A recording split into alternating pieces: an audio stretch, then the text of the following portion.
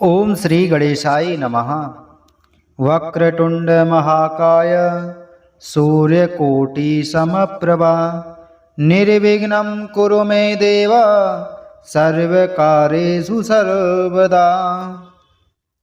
प्रिय भक्तगणों, आज मैं आपको फाल्गुन मास के कृष्ण पक्ष की गणेश संकष्टी चतुर्थी व्रत की कथा सुना रहा हूं। इस कथा में हम सुनेंगे विष्णु शर्मा नामक ब्राह्मण की कथा। पार्वती जी पूछती हैं कि हे गजानन, फाल्गुन कृष्ण चतुर्थी को गणेश जी की पूजा कैसे करनी चाहिए? इस महीने में किस नाम से पूजन होता है और आहार में क्या ग्रहण करना चाहिए? गणेश जी ने कहा कि हे माता, फाल्गुन चतुर्थी को हैरंब नाम से गणेश जी की पूजा करनी चाहिए। पूजा का विधान पूर्वोक्त रूप से है। इस दिन खीर में कनेर के फूल मिलाकर गुलाबांस की लकड़ी से हवन करना चाहिए। विद्वानों का मत है कि आहार में घी और चीनी लें। इससे संबंधित एक पूर्व काल का इतिहास सुनाता हूँ। युधिष्ठिर के प्रश्न के उत्तर में जैसा श्री कृष्ण जी ने कहा था उसे मैं सुनाता हूँ। श्री कृष्ण जी ने कहा कि प्राचीन काल में यौवनाश्व नामक एक राजा हुए थे। वे धर्मात्मा, उदार, दाता, देवताओं एवं ब्राह्मणों का पूजक था।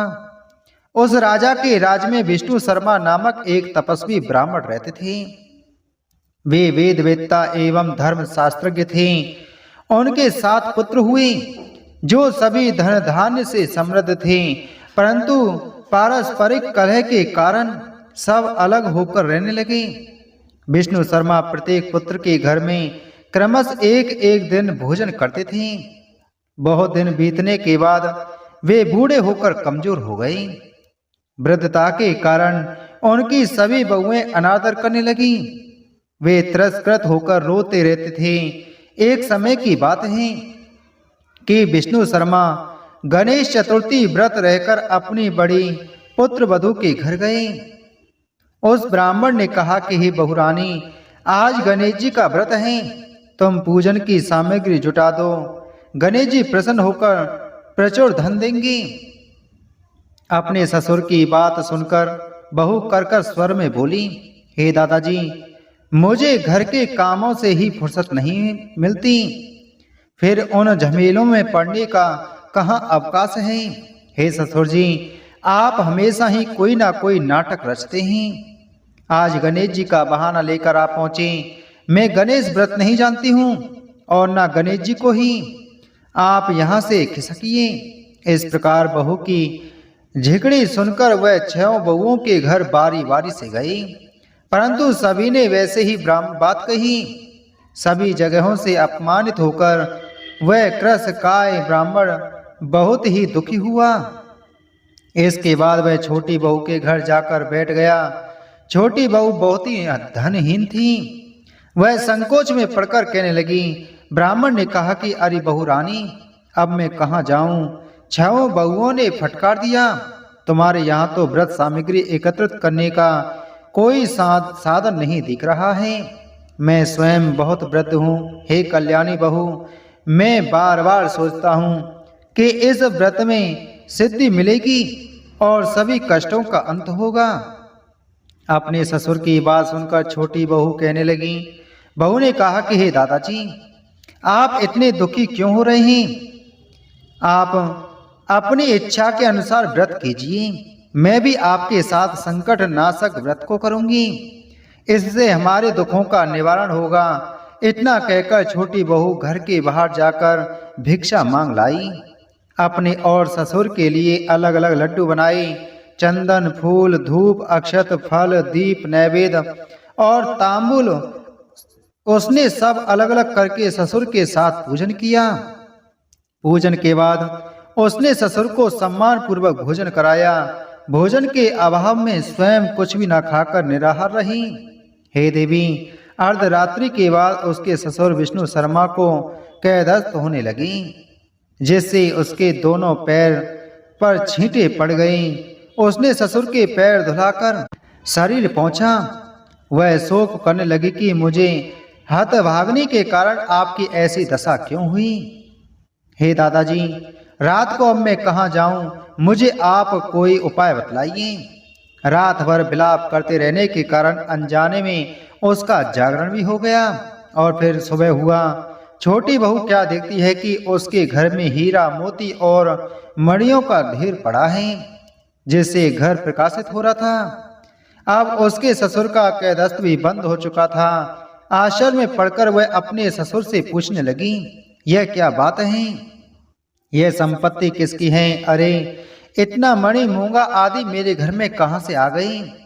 हे दादाजी, क्या कोई हम लोगों को चोरी में फंसाने के उद्देश्य से तो घर में नहीं डाल गया है? पतोहू की बात सुनकर ब्राह्मण कहने लगा कि कल्याणी, यह सब तुम्हारी श्रद्धा का फल है। तुम्हारी भक्ति से गणेश जी तुम पर प्रसन्न हो गए हैं। इस व्रत के प्रभाव से ही गणेश जी ने तुम्हें इतनी संपत्ति दी है। बहू कहने लगी कि हे दादाजी, आप धन्य हैं। आपकी कृपा से ही गणेश जी प्रसन्न हुए हैं। मेरी दरिद्रता दूर हुई, घर में अतुल संपत्ति आई और आपकी कृपा से भी धन्य हुई। इस प्रकार बहू ससुर के बार बार कहने लगी। अब छोटी बहू के घर में अपार संपत्ति देखकर अन्य सभी बहुओं के क्रोध की सीमा न रही। उन्होंने कहा कि बूढ़े ने अपने संपूर्ण संचित धन को दे डाला है। बंधुओं के पारस्परिक कलह को देखकर विष्णु शर्मा डर कर कहने लगी कि इसमें मेरा कोई दोष नहीं है। केवल इस व्रत के प्रभाव से गणेश जी ने प्रसन्न होकर छोटी बहू को दिए हैं। गणेश जी ने कुबेर जैसी संपत्ति प्रदान की है। हे बहुओं, मैंने पहले तुम्हारे घर जाकर व्रतानुष्ठान का अनुरोध किया था, परंतु तुम लोगों ने मुझे धिक्कार दिया। छोटी बहू ने भिक्षा मांगकर पूजन सामग्री जुटाई। इसके करने से गणेश जी ने प्रसन्न होकर संपत्ति प्रदान की है।